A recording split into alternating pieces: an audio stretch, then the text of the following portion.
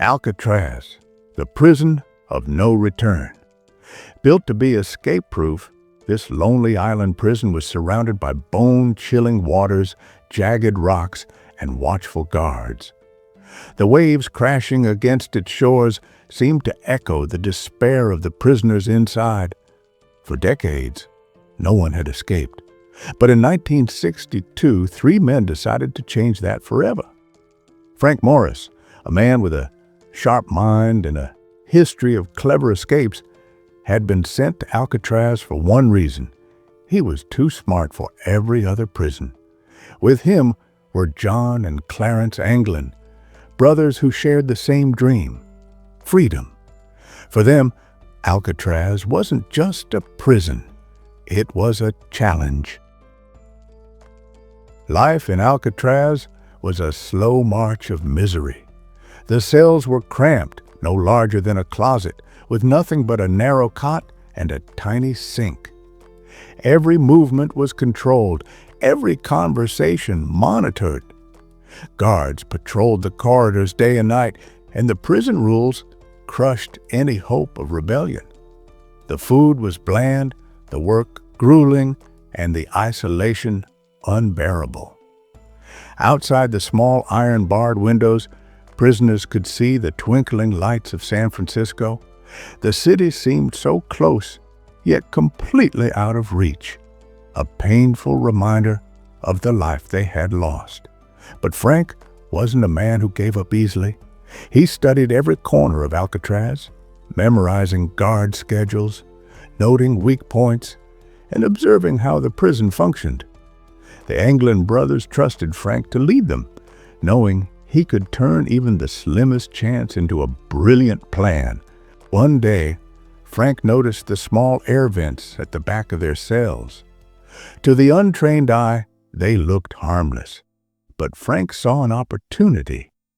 If they could widen the vents enough to crawl through, they might access the hidden utility corridors behind their cells. But how?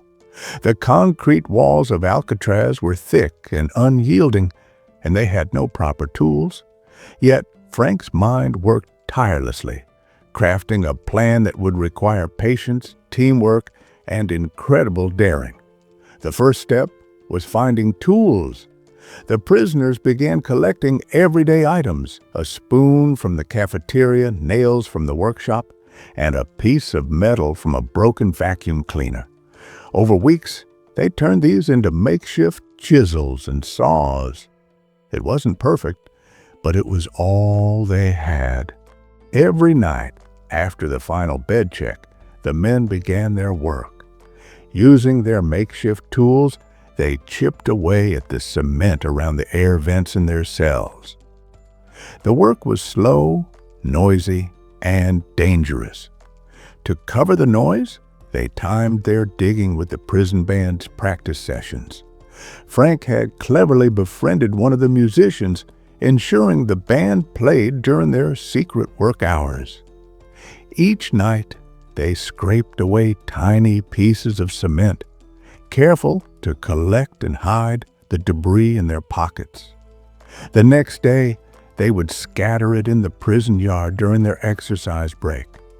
The vents were tougher than they looked. Some nights, the tools would break, forcing them to start over. Their hands bled, their backs ached, but they never stopped. By the end of a month, the vents were wide enough for them to squeeze through. Behind them lay the forgotten utility corridor, a dark and eerie space that became their secret workshop. The utility corridor was the heart of their escape plan. Here, hidden from the guards, they began building their tools for the final escape. The most important items were the raft and life vests. Using stolen raincoats, they stitched together a large raft and several vests.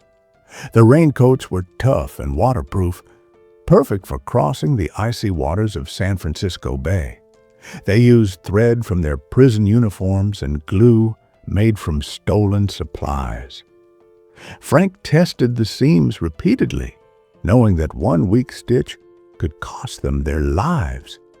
Meanwhile, the men also created fake heads to fool the guards during their escape. Made from soap, toilet paper, and paint, these dummy heads were scarily lifelike. They even collected real human hair from the prison barbershop to make them look authentic.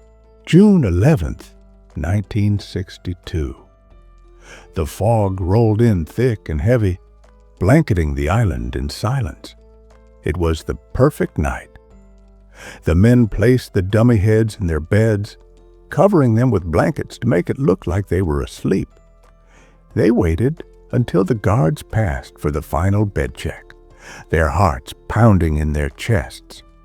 When the coast was clear, Frank wriggled through the vent first, dragging the tools and raft with him.